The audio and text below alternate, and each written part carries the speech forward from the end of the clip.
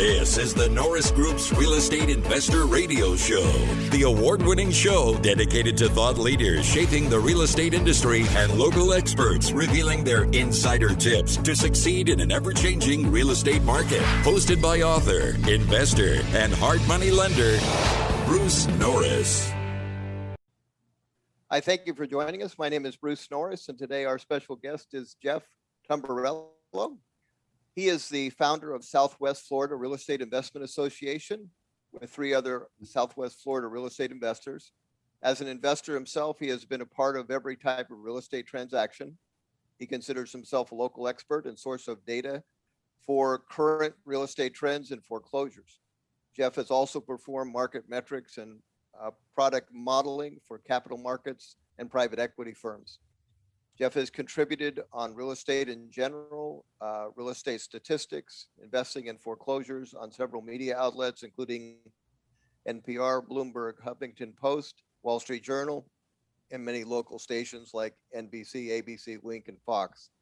Jeff grew up in Stuart, Florida. He's a veteran of the U.S. Marine Corps and served in Desert Shield and Desert Storm as an infantryman with First Battalion Third Marines.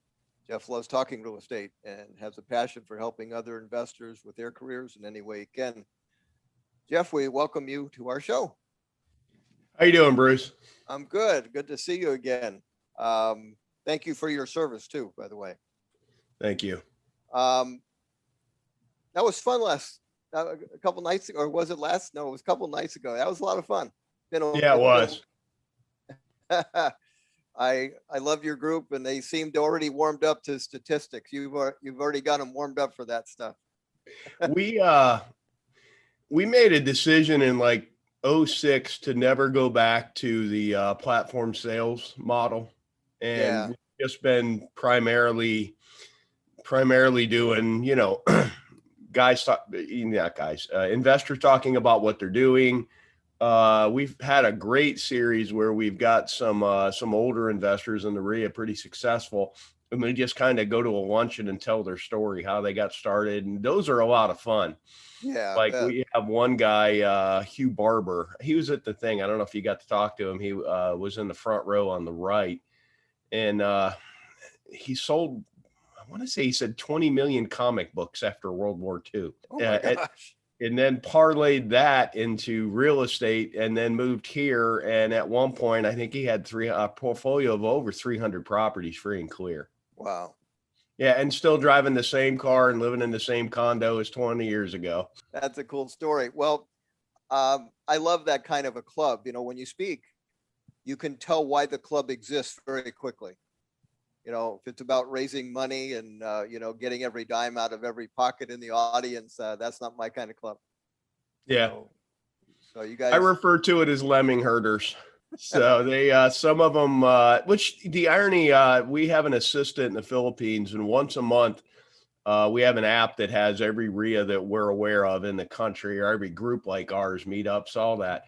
And she actually captures all their meeting topics and then emails me and the other director a spreadsheet of what the current meeting topics in the country are to give us an idea of what's going on. And I used to think we were the anomaly, and more the norm is groups like ours. I mean, the bigger cities can still support that info product model. Most of them do some sort of mentoring program as well, but the meetings are more what I call content based, not sales based. Okay.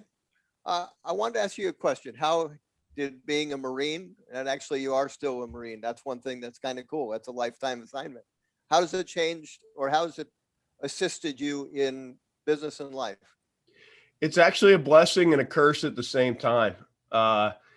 I've thought about writing a book about as you get older, and now to me the Marine Corps is a bit of a memory unless we all talk, and then I'm amazed at how bigger, stronger, and faster we were back then. It's amazing at how we were all John Rambo back in our day, and at the point it didn't feel like that. But it teaches you discipline, motivation, all that, but there's some things I've had to unlearn as from the Marine Corps. Like, if they say take this hill, everybody dies taking the hill. Right. In business, that's probably not the smartest thing. If everybody's about to die taking this goal, then we probably should pivot and figure out a better way to do it. So it's a blessing and a curse, but the Marine in you is very much, pin your ears back, let's go.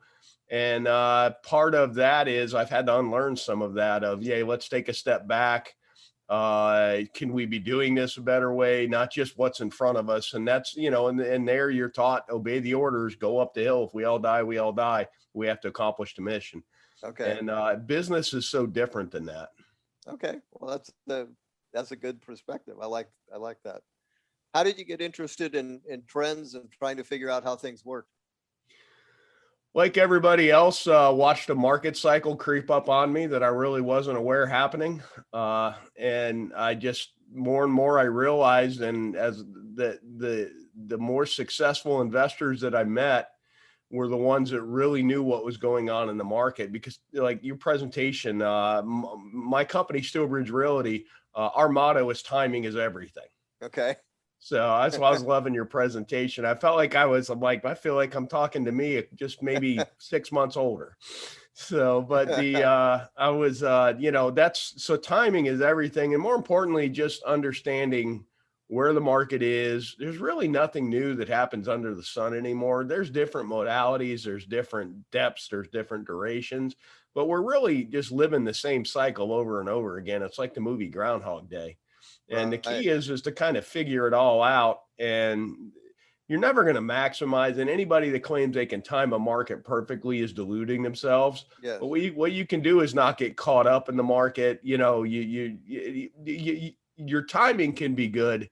Your timing will never be perfect, if that makes any sense. Yeah. No, you don't even, because I don't even think I've solved everything. I'm always constantly learning, like your take on how things work. I read your report last night that you produced in 2009 for your club. Mm-hmm. Okay.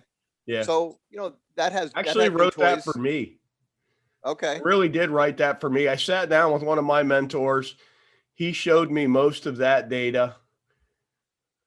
I thought he was right, but then I didn't believe him because, the first time you're really presented with the facts, a lot of times there's a recoil. So I actually went home from that coffee session and recreated every chart and graph that he had, downloaded every bit of that. I was up all night and I downloaded the data, and then I took a step back and I went back the next day, and then I double checked a lot of the data and really just looked at it with a fresh set of eyes. And that's where I came up with, even though at the point in this market, it felt like the end of the world, it was really just a new beginning. Yeah. What I love about charts is it takes the emotion, for me, it takes the emotion of whatever's going on and makes sense of it. And where I can make very calm decisions that are completely opposite of the crowd and feel confident. It doesn't mean you're always right, but you know why you made the decision. That's all I ever want out of myself. It's like when I write a document, I would say exactly the same thing again, even if the outcome was incorrect. I would say, based on what I knew, and I would have said that twice. Yeah, well, I don't mind being wrong. I mean, you never want to be wrong, but I don't mind if I'm wrong with due diligence and analysis. What I don't want to be wrong with is because I shot from the hip and didn't do the work. Oh yeah, absolutely. Well, in 2019, the California market was actually slowing, which it's very unusual. Usually when California has momentum, and maybe it's true in Florida, it gains momentum because it's emotional. Real estate's an emotional thing, and the better real estate does, the more people want to pack on. Mm-hmm. Well, in 2019 and 2018, we were actually losing steam to where it was looking like we were going to go to a flat market. And all those things were at the same time with the best charts we ever had. No foreclosures in the marketplace, and on and on. Everything was bullish and no result. So we thought we were really probably at the end of a cycle, and then the coronavirus hits and kicks it into overdrive. So yeah, same thing. What we thought was going to happen in 2020 got changed very radically. And now it's California as usual. Now we're racing to our ending point, and we still have a ways to go. And it's fun. I'm so glad that I know you're willing to share the statistics with me, because I would love to play with Florida the same way I have California to try and figure it out. Sounds like we need to just jump in a conference room I've got all the data. I've got an insane amount of data. I always keep the data. I even have every foreclosure, and you really only accurate in Lee County back to about 87. So I have every foreclosure in CSV from 87 forward, because I was really trying, because you always want to take the current overlay and figure out where are we really. Right. So, I mean, the last downturn, everybody was trying to correlate this to like the 87 because of the sharp crash in the stock market, except for the S&L crisis was big commercial led it, with residential as just riding along the same train, to where this one, the last cycle, was residential dragging everything else with it. Absolutely. You started the club in 2003. What was the mood of the attendee about real estate at that time in 2003? Well, it was a good market. It wasn't an insane market. There was a group of us that would go over to the Dade and Broward meetings, and we really enjoyed the meetings. And we're like, and there had been a couple attempts to do them over here, but there were some of the clubs from Dade and Broward tried to expand over to here, and they didn't really have the local footprint. They didn't have the network. And between the four of us, we kind of knew everybody. So our first meeting, we invited Bob Hunter, the Dade REIA, who's kind of the godfather of all those clubs over there in Dade. They call him the King of Liberty City because he owns so many rentals there. Okay. And we had Bob speak. We were at some barbecue restaurant that had a private room, and we had to commit to 20 chicken dinners for them to give us the room. Okay. So we advertised it out, and the joke was everybody has to take home 5 chicken dinners if nobody shows up. It's not the end of the world to have to eat barbecue chicken for a couple of days. We tried something, it didn't work. And we ended up with like 45 people at the first meeting. And the irony was people were trying to join, and we're like, we don't even really know what membership is or going to be. We just had a meeting. We thought it would be fun. So then we called Bob. Bob said, here's what we do. This works. Kind of came up with a membership thing. And before we knew it, I can remember, I think it was late 06 when Kendra Todd won the Apprentice 3. She was actually the pre-con girl at the Broward Club. And before she made it to the Apprentice, and they were crushing pre-construction sales, her company was. And when we had her speak, I think we had 450 people at that meeting because we had the current Apprentice winner. Wow. Okay. In 2 years, we went from, 20 chicken dinners to the apprentice, but that's the market. The market was insane. So, you always want to go with the tide. Okay. But it got more euphoric. 2003 turned it into 4 or 5. What was the top of your market? What year was that? Our market statistically peaked here in, I can actually, divergence to the downside was August of 05. At that point, the volume started creeping up. You had your sales count start creeping down, and prices started creeping up, which is just technical divergence to the downside. And that carried through all the way to late 06. And by then, prices started correcting on the other side. The market carried forward momentum probably almost a year before it really, and you had a whole year to get out, and the irony was if you sold it at 90% of the market in mid 06, you were the most brilliant human being on the planet in 2008.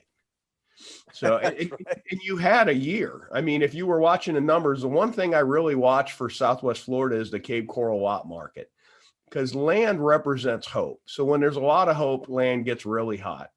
And like you said in your presentation, it's probably the most dismal asset in the downturn. We were my company, Steelbridge Realty, we were part of a private equity firm called Silverleaf Advisors, and we were doing a lot of distressed debt. And we did, I want to say in 2011 or 12, we entered into a purchase agreement on a bulk short sale of, I think it was 53 lots in the Cape primarily. There's a couple in Lehigh, if I remember. And at that point, all of our lead investors wouldn't be part of it because they were, and the spreadsheet clearly showed land at bottom and was coming out. Now, the BP oil spill kind of paused that for a second. That really kind of took some hope away from the market. And then as soon as we realized that, we weren't all going to be bathing in oil, the lot market continues to exactly where we are today. I want to go back. I want to hear the numbers that you'll know up top of your head. So let's pick a dry lot in Cape Coral. Okay. What is the price today? What was it 2 years ago, approximately? As you well know, because you're doing a lot of business here, Cape Coral is a huge market, and it's broke down into legal units, which are kind of a square mile. So you really have to comp square mile by square mile. But to give you an example, a builder, we ended up with 3 lots, a 3-lot package from Fifth Third Bank, I believe it was, in unit 72, which is way south. I mean, that's kind of the cream down by Tarpon Point and all that. Okay. We bought those lots. I think the bottom of that asset was $12,000. We captured $18,000 and thought we were brilliant. A year and a half later, they were 30. Those lots today are right around 100. Wow. Now, 100 today, compare that to the peak in 2005 and 6. Oh, those lots were $150. 150. Yeah. The extreme South Cape, it's in a golf access neighborhood. It's south of Cape Coral Parkway. Those lots, at least 150. Okay. I mean, give me an example. Lehigh lots, I was picking them up at the bottom for 1,500. The same lots 4 years earlier were selling for 55,000. The same lots today now there's 2 areas of Lehigh that are probably the most coveted. There's an area called the ABCs because all the streets are ABC. You're getting those in the retail's 2022 now. And then 33976 is where all the builders really go, because it's kind of right where Daniels Road spills into there. It's got really good access to the interstate, and those are 15 now. But those were $1,500, $1,000 lots all day at the bottom.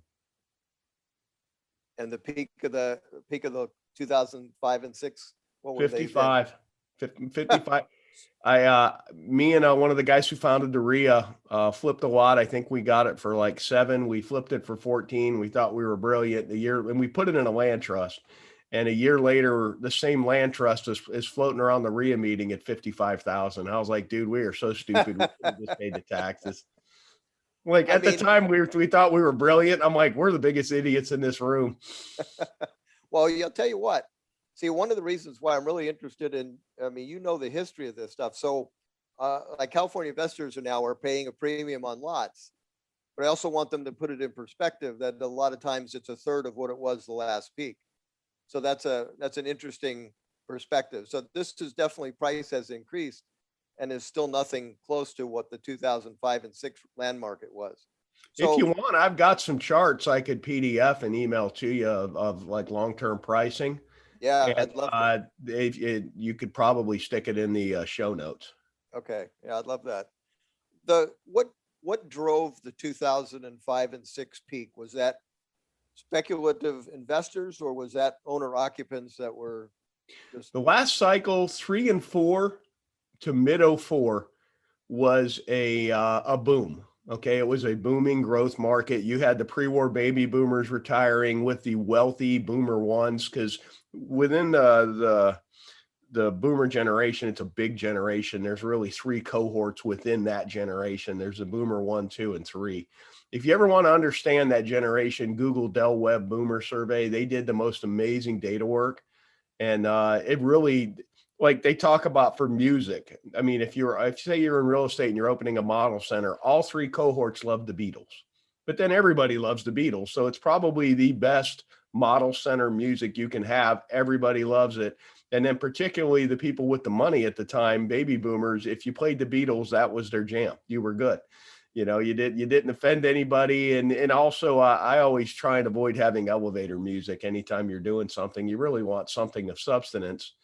But so Hurricane Charley hits this market in August. So we're already in we're beginning to hit overheated. That's when stated income and no doc loans really started kicking in. I own a mortgage company then too. Okay. And so wages, the mortgages decoupled from wages right about that point.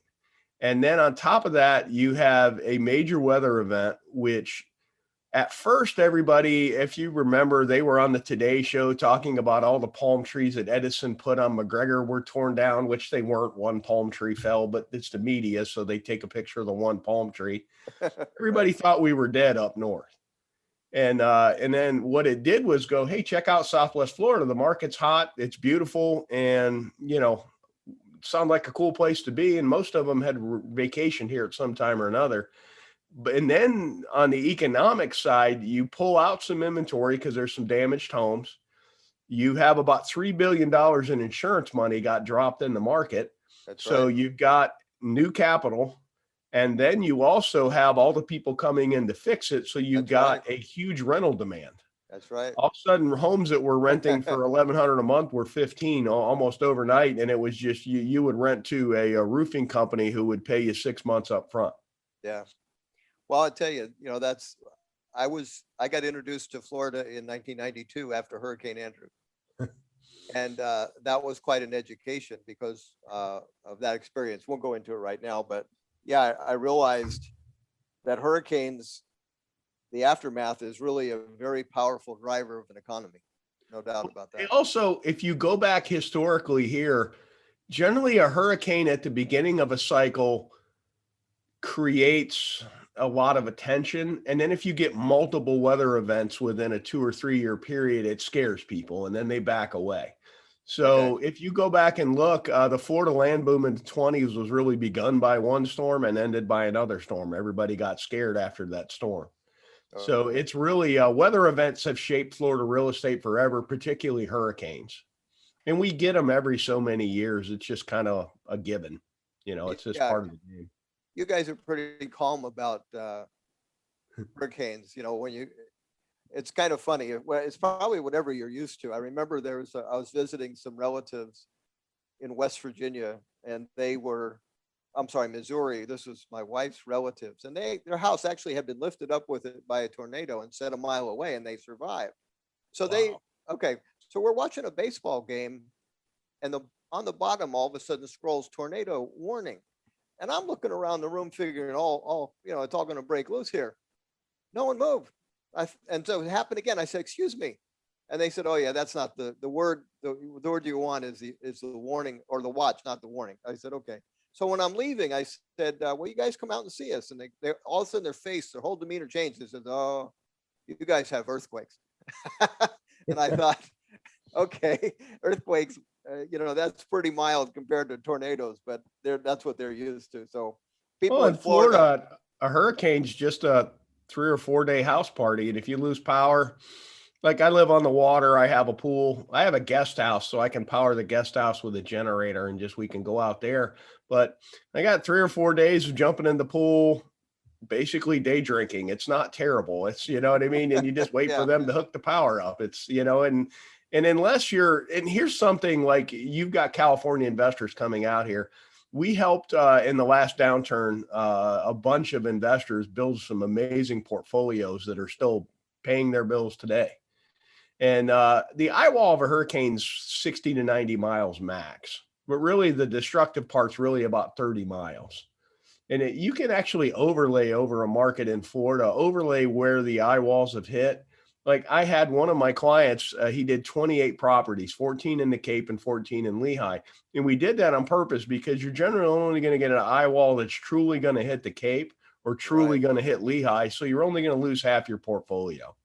So if you're investing in Florida, particularly in one geographic area, you don't want to put your entire portfolio where one eye wall. I mean, yeah, you've got insurance, but you lose half. You may not lose your cash flow, but you've got disruption.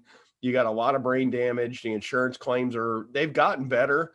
The last hurricane, the money flowed quicker. The interesting modality is they had all their approved vendors. So like all the tree guys ran all over town doing estimates, and the insurance companies already had a tree guy in the mix. If you want it done right away, our guy's doing it. So they actually learned from the last couple ones and minimized them getting ripped off and still got the work done. It was actually impressive. Okay. Well, that's good to know. That's one of the fears of any California investor because that's not something they faced before.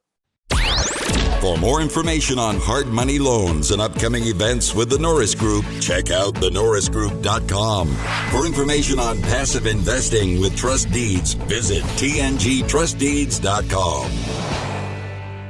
The Norris Group originates and services loans in California and Florida under California DRE License 012-19911, Florida Mortgage Lender License 1577, and NMLS License 1623669. For more information on hard money lending, go to thenorrisgroup.com and click the Hard Money tab.